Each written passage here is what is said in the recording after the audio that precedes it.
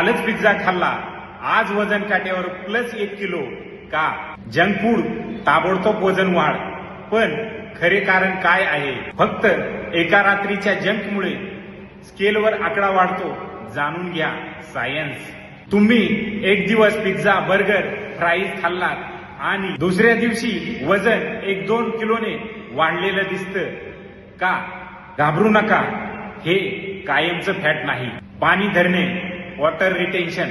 जंकमध्ये मीठ, साखर जास्त शरीरात पाणी धरून ठेवते. कार्ब्स लोडिंग, जास्त कार्ब ग्लायकोजन स्टोअर्स वाढतात. त्यासोबत पाणी जास्त धरलं जातं. डायजेस्टिव्ह लोड, हेवी फूड पचायला वेळ लागतो. स्केलवर आकडा वाढतो.